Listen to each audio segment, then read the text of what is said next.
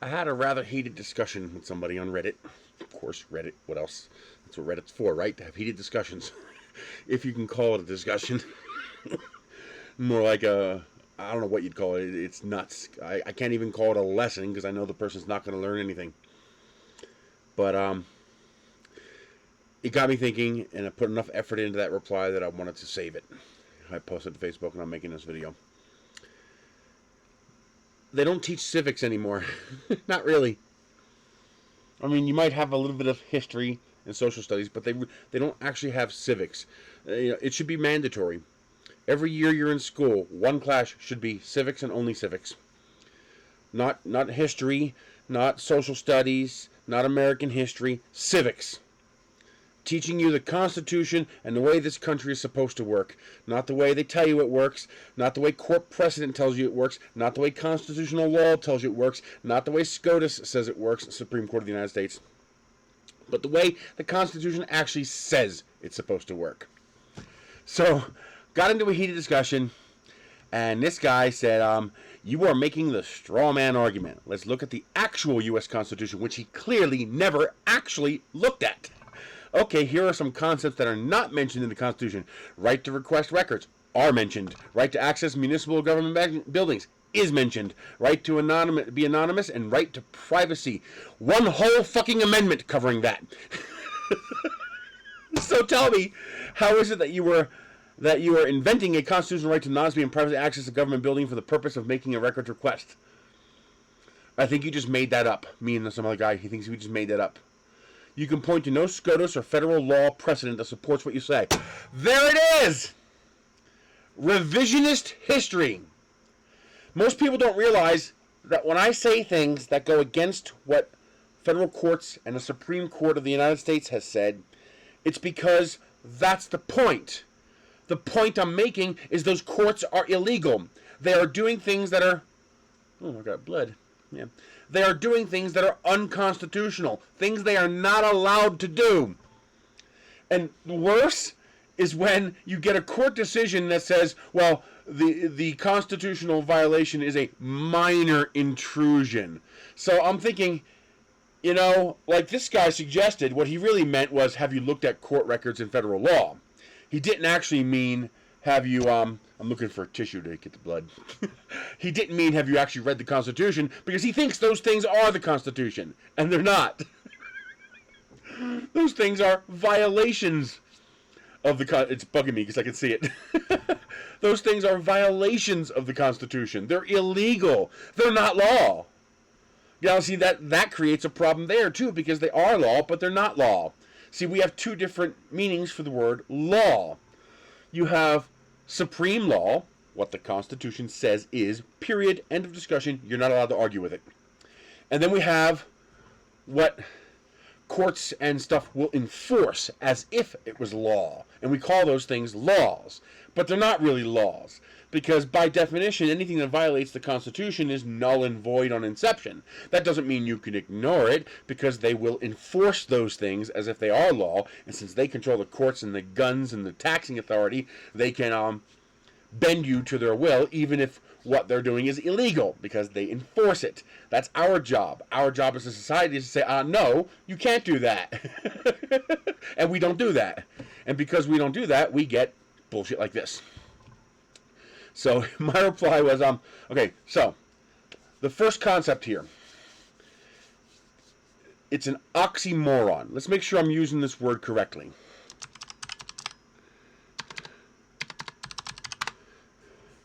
An oxymoron, a figure of speech in which apparently contradictory terms appear in conjunction. So yes, I'm using it right. It is an oxymoron. Constitutional rights. There's no such thing. There are no constitutional rights. The Constitution can't grant you a right. Because this is driving me crazy, this freaking... And your goddamn tissue.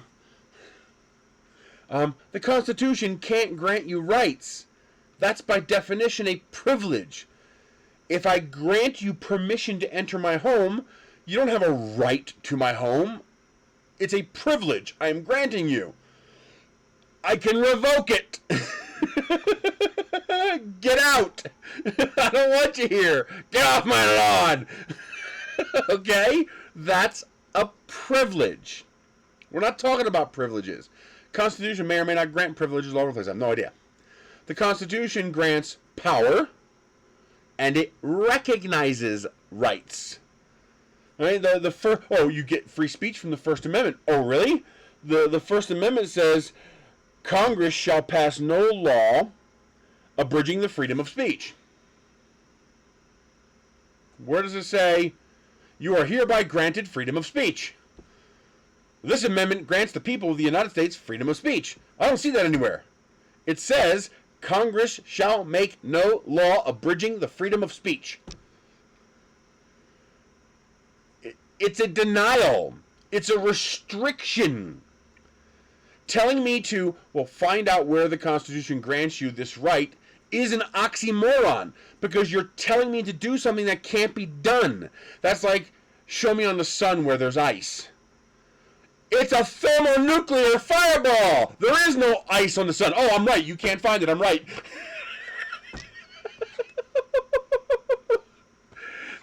You have to recognize the question is invalid. You don't find a right in the Constitution. The Constitution is not a grant of rights. It's a set of restrictions. And those don't govern you. They were written by you. You, the people, are the employers who have employed these employees. Government. And you are laying down a set of rules. You must do this. You should do this. You can't do this. You may never do this. You can't piss on my floors in the restaurant. You can't steal my pepperoni. You have to try to be nice to the customers. Rules. The Constitution is an employment contract. It doesn't apply to me. It applies to you, the government. By we the people. It's the first words. Literally, the first three words of the Constitution are, we the people.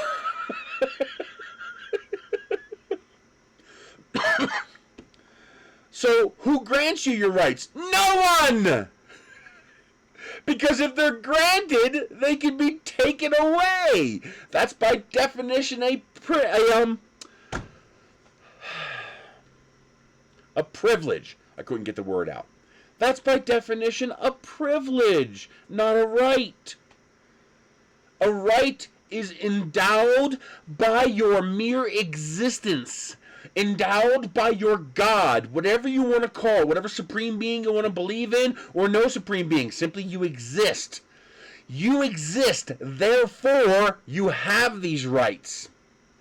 Everyone has these rights. Chinese citizens have these rights. Japanese citizens have these rights. Mongolian citizens, South Korean and North Korean citizens, German citizens, French citizens, all have these rights. These rights are endowed by you simply existing as a person. The difference is we have codified into law that our governing body shall not violate these rights, except with very limited exceptions. That's the difference. It's not that French people don't have the right to free speech. It's that, or Chinese people don't have the right to free speech. It's that they do not have law that their government is required to follow that protects their right to free speech. Because that's what the Constitution does. It's not granting you the right to free speech. It's protecting your pre-existing and always existing right to free speech. That's why the Constitution does not say Congress shall make no law respecting the citizens of the United States' right to free speech. It says the right to free speech, period. The freedom of speech. All sapient beings have the right of freedom of speech.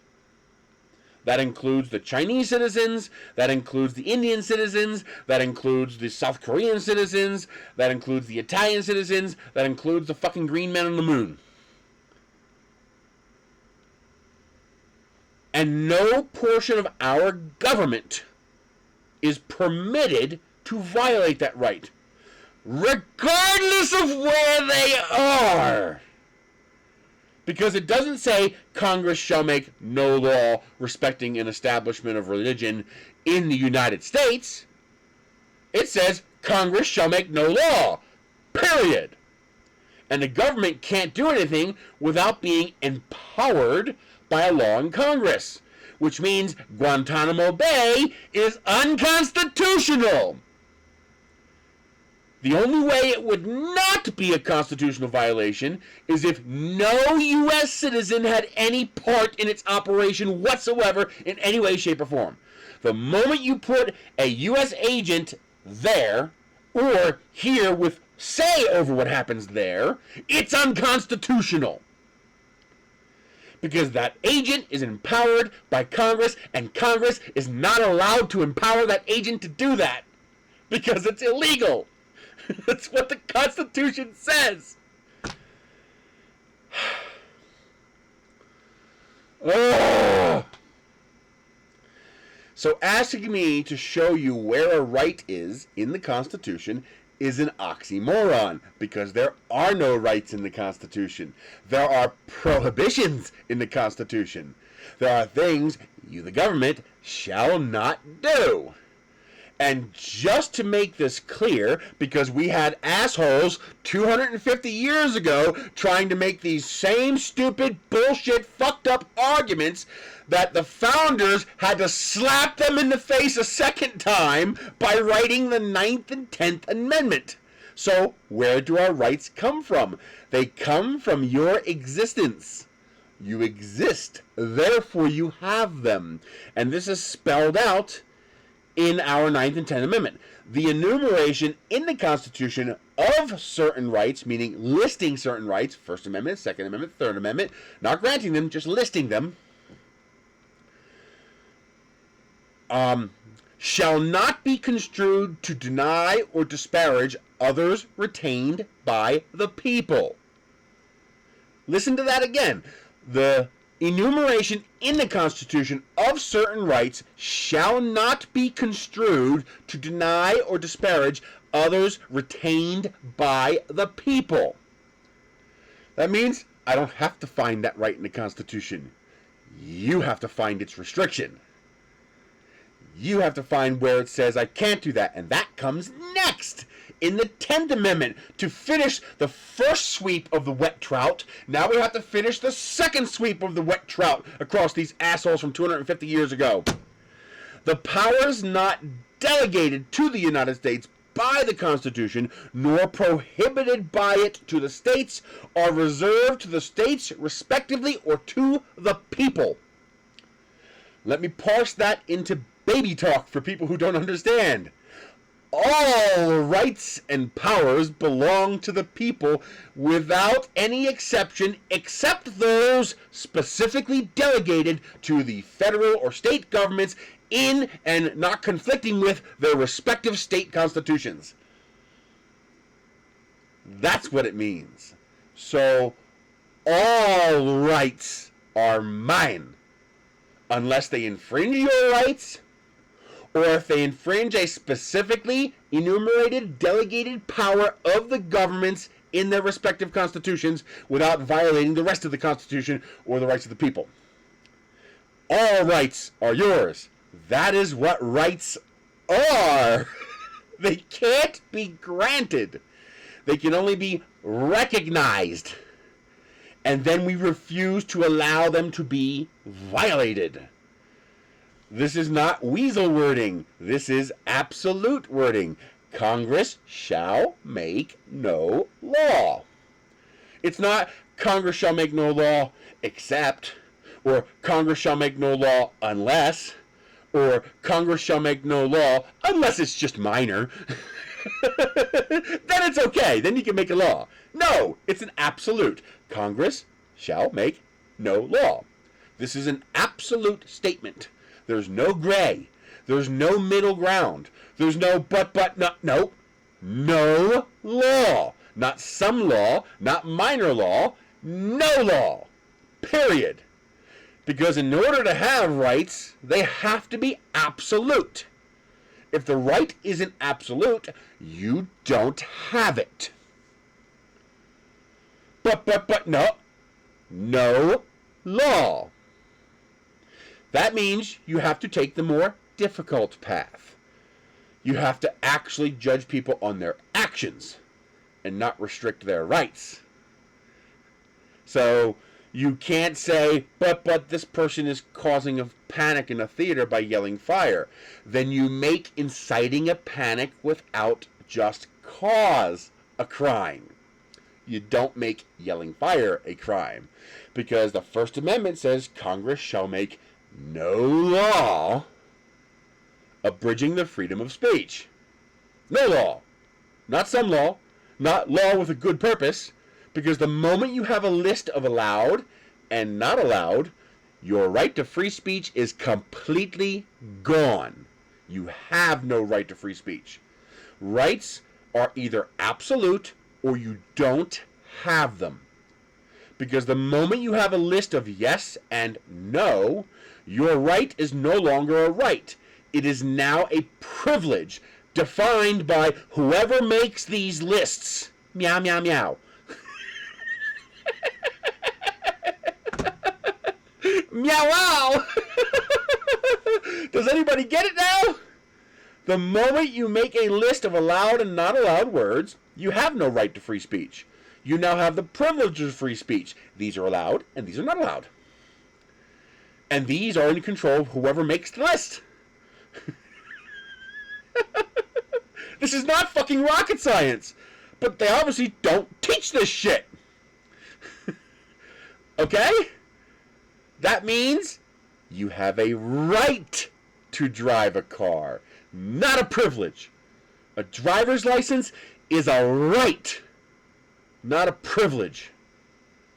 Now, it being a right, and this is the problem that people have, they attribute having an absolute right, meaning no restriction, to also meaning no responsibility, no consequences. I don't know where people get that bullshit concept from. It's like a divide by zero. Your brain should be crashing when you say something that's stupid. I have the right to have a gun. I don't have the right to shoot you dead because I don't like you. The two are not the same. But people attribute them to be the same. Oh, the Constitution says, you can't threaten the president. No, it doesn't. It doesn't say you can't use the words to threaten the president. I'm going to kill Obama. I'm going to kill Trump. I'm going to kill Biden. I don't have to. He's a useless meat sack. That's not illegal. The Constitution says it shall be a crime to make a credible threat against the life of the president. Right? That means there has to be credible reason to believe you're actually going to do it. It's not the words that are illegal. It's the legitimacy of your threat that's illegal. It's like yelling fire in a theater. The issue isn't you yelling fire. The issue is you inciting a panic without cause. And that's what's illegal. The same thing with threatening the president. Making a legitimate, credible threat against the president is illegal. You're not allowed to do that. Okay? In theory, you're not allowed to make a threat against anybody. All right? But, there's a specific law for the president. It's specifically part of the Constitution. All right? So, now, of course, the Secret Service investigates. Of course they do. They have to determine if it's credible or not. And guess what happens if it's not a credible threat? They say, have a nice day, thanks for your cooperation, and they leave. We've had this happen. We had a rocket launch down in Texas years ago, and President Bush was coming back to his ranch. Well, a lot of people don't realize there's actually a TFR? No, TFO. TFR. There's a temporary flight restriction within a certain number of miles of wherever the president is. I think it's 20 miles, and we were less than 20 miles from his ranch or something like that, and so theoretically our waiver was void. We weren't allowed to fly anymore. Well, thankfully, the Secret Service is one of the few organizations that actually has some brain cells functioning, and they're reasonable. They just want to do their job. They want to protect the president. So guess what they did? They came out to Narum, And they looked over our cool rockets and realized that if they hovered Marine One over the field with the president in it, we could fire all our rockets and it'd be a miracle if any of them hit it. Because they're unguided. They only fly for a few seconds. They realized we were no threat to the president and said, keep flying, you're fine. They gave us an exemption to the TFR. Oh, God. Because we didn't represent a threat. They got a kick out of my giant glider, by the way, my GER glider. It was so big I had to build a case for it to mount it on the top of my van. Big van, big club, big Econoline 150 cargo van. A giant case on the top holding my aerospace plane. It was all styrofoam, but it was fun. It only went like 150 feet up. But, the Constitution doesn't apply to you in that manner.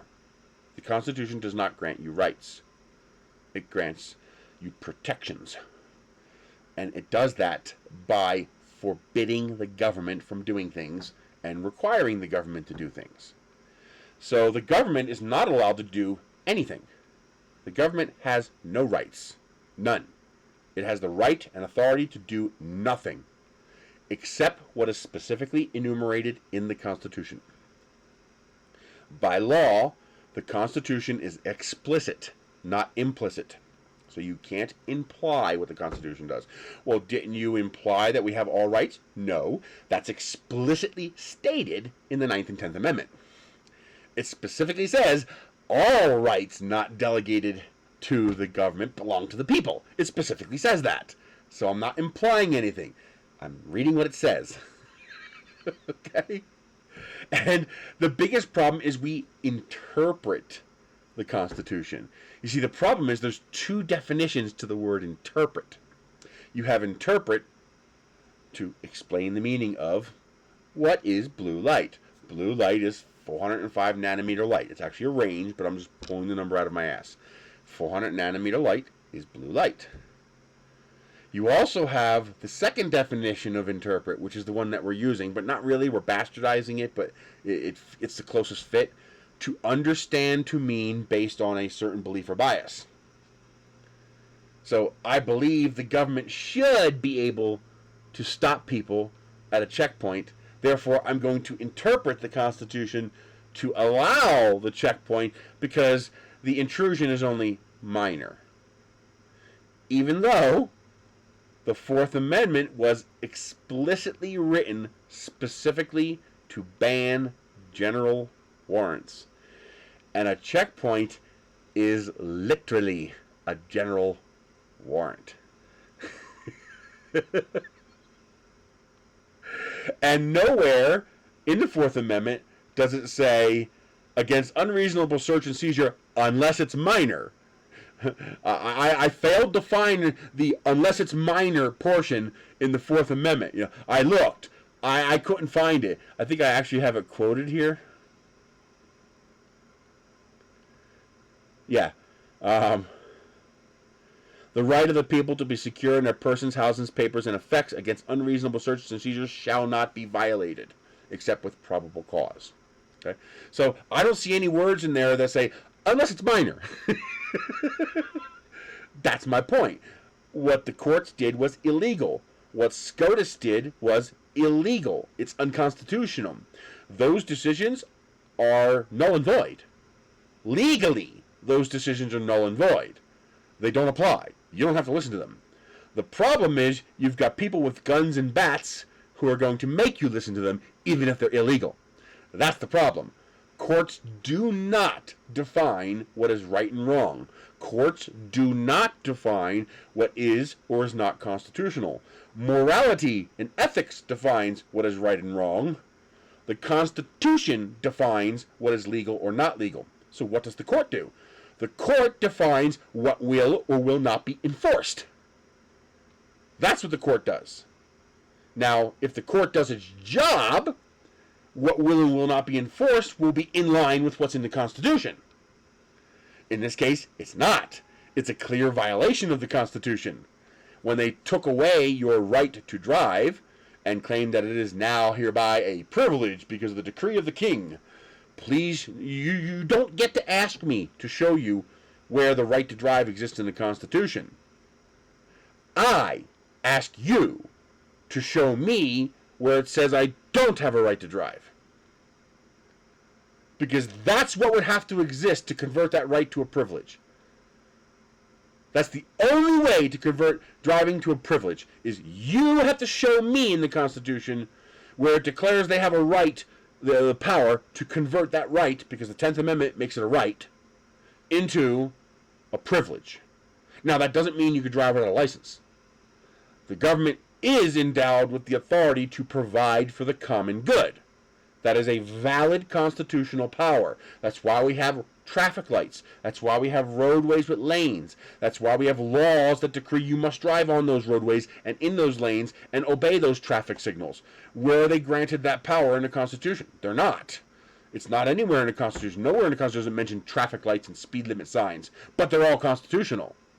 Because that's providing for the common good. That is a logical requirement to have driving function in a society. Because cars are fucking dangerous. And it's also logical to make sure the people operating these, 2-ton hunks of metal that can mow down entire crowds of people and murder dozens at one go are actually capable of doing so safely. So licenses are constitutional. But wait a minute. I thought you just said it's a right. It is. If you cannot drive a car safely, the government is endowed with the power to say you may not drive a car. Because they're endowed with the power to provide for the common good. That means keeping me from hurting you. That's providing for the common good.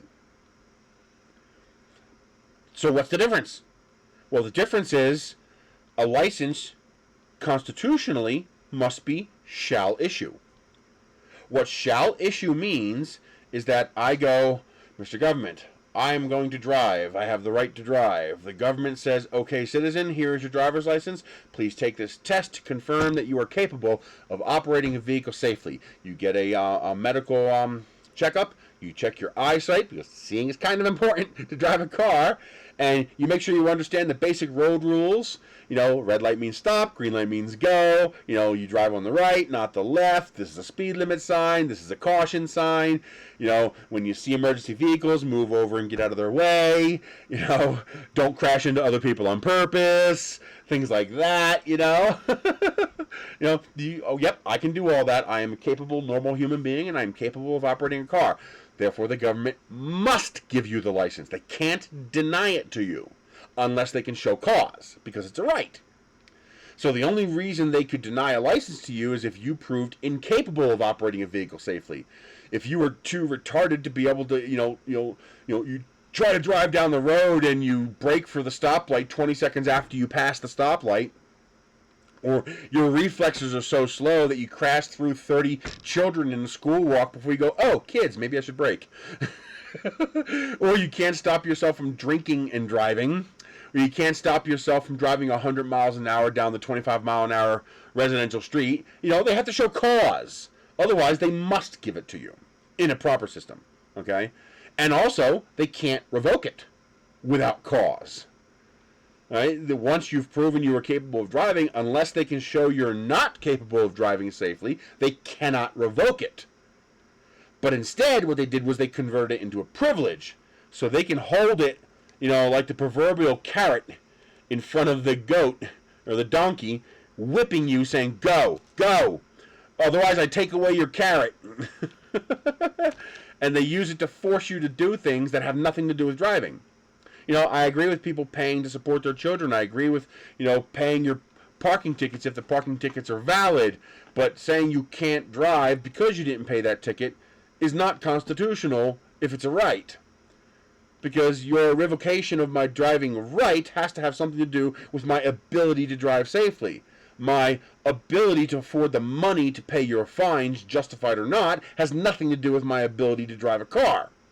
but they want to be able to impose that condition on you. So they illegally confiscated your right to drive and converted it into a privilege which they can now deny for any fucking reason they want. That's the difference.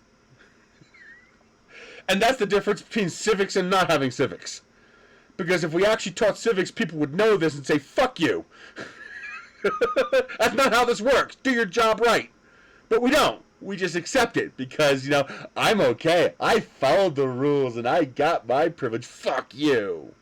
I don't like what you do, therefore it's okay if bad things happen to you. That's called tyranny of the majority. That's called democracy. You know, rights don't exist in a democracy.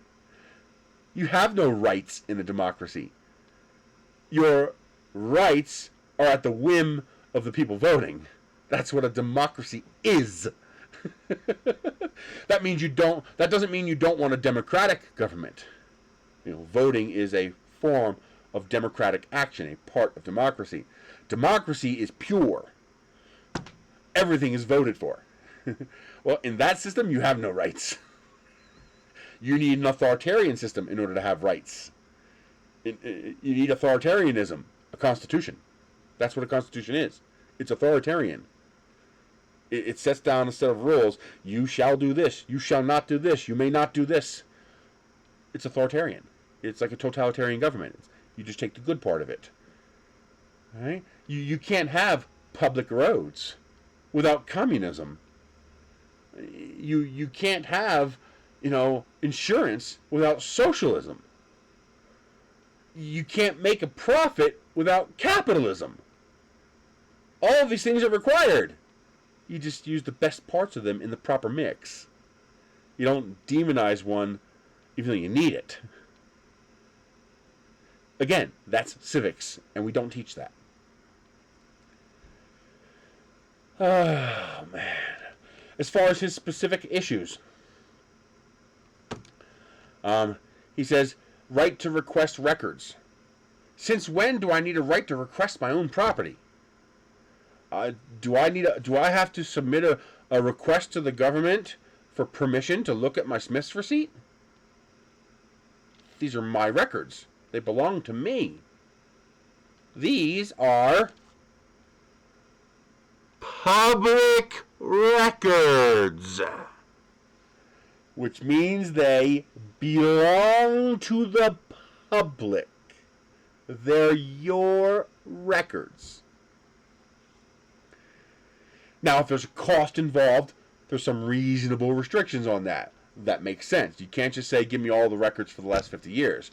Someone's going to have to pay someone to do all that. Okay? But, you know, give me the dash cam video from my arrest and the officer body cam videos and the police reports and the statements from the officers related to my arrest. They're public record. You have a right to that information. Because it's yours.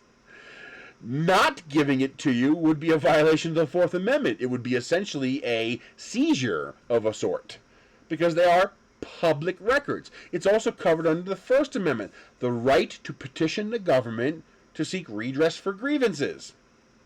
Well, demanding those public records would be petitioning the government to seek a redress of grievances.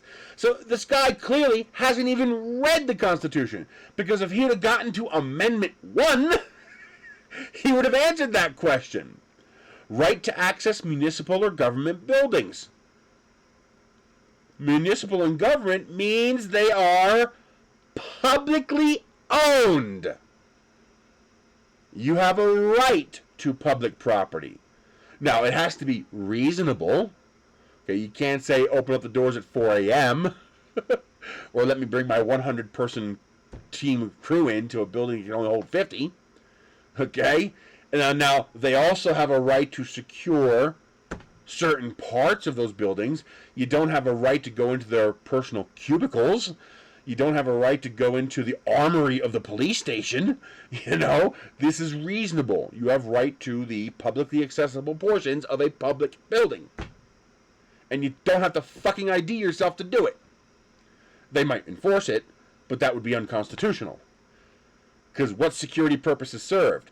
And before you say anything about ID securing anything, the terrorists from 9/11 who crashed 3 airplanes into 3 buildings and 1 airplane into the ground as they fought for control with the passengers, all would have successfully boarded their flights today. So don't give me any shit about security, because it's all theater. Right to be anonymous. Right to privacy.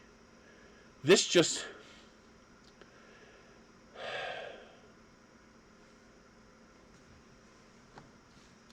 Oxford Dictionary. Word. Privacy. The state or condition of being free from being observed or disturbed by other people. Constitution. United States. Fourth Amendment.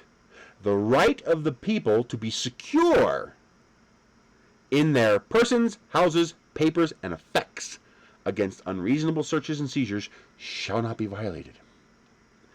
You could literally take the Fourth Amendment and plop it into the fucking dictionary under the word privacy, and it works!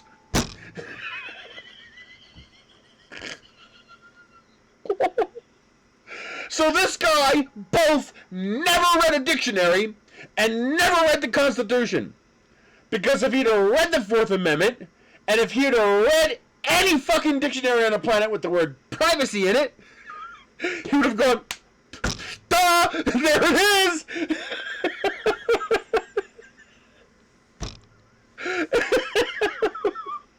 The Constitution didn't say you have a right to privacy because, number 1, the Constitution doesn't grant you rights, and number 2, that's too vague.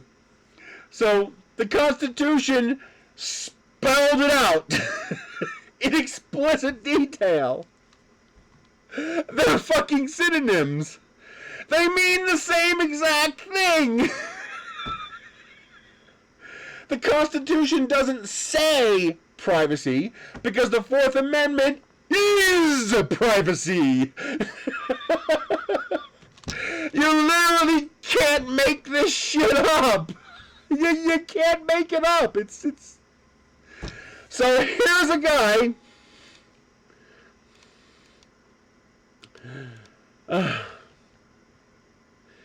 You are making the straw man argument. I'm not. A straw man argument is when I ignore your point and come up with another point, like you saying the sky is blue, and I say no, the sky is red, and you say no, the sky is blue, and I reply with oranges are orange, so you're wrong, the sky is blue. That's a straw man argument, okay? Let's look at the actual U.S. Constitution, which this person never did. Okay, here are some concepts not mentioned in the Constitution. Proceeds to list concepts explicitly mentioned in the Constitution. Namely, the entirety of the First, Fourth, Ninth, and 10th Amendment. So, tell me, how is it that you are inventing a constitutional right? There are no constitutional rights! You have no constitutional rights! They don't exist! To anonymously and privately access a government building. No one said anything about private. No one said anything about, let me in here and you all get out. It's their job to operate the building. You can't tell them to get out. But you do have the right to anonymous access. Because in order for them to require you to, what's the definition again?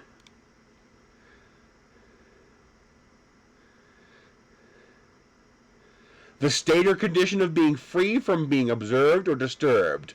The right of the people to be secure in their persons, houses, papers, and effects. And in case you're curious, effects does not mean the same thing today. We don't mean special effects like, pew, pew, pew. What we mean, effects in Old English means literally star dot star. And for you guys too young to understand what that means, when you're typing a command line on a computer and you just want to say, show me everything in this folder, you type star dot star. And it shows you or selects everything. It's literally a catch-all. Effects means anything and everything that we couldn't think of to include in this list. Okay? That would include divulging who I am. So, the only way you could demand my ID in order to enter what is otherwise a public area, we're not talking about the secure areas of a building. There they have a legitimate government interest in knowing who you are because they're about to show you information that you don't necessarily have a right to access. You might see information about other citizens that you don't have a right to. You might see, things like the armory or secure operations center of a place that would, violate the security of other people or how they function. So we're not talking about secure areas. We're talking about public areas. So if you want to walk into a police station, in order for them to demand ID, they need Fourth Amendment, probable cause. And probable cause requires a crime. So if you break into the police station at 4 a.m. when no one's there, they now have a crime. Burglary, you broke and enter, B&E, okay? And they also have a legitimate government interest. You're there after hours. What the fuck are you doing there? Okay? This is all spelled out in the Constitution. This is not even gray. This is not even unclear stuff that, requires you to understand how 250-year-old people were thinking. This is...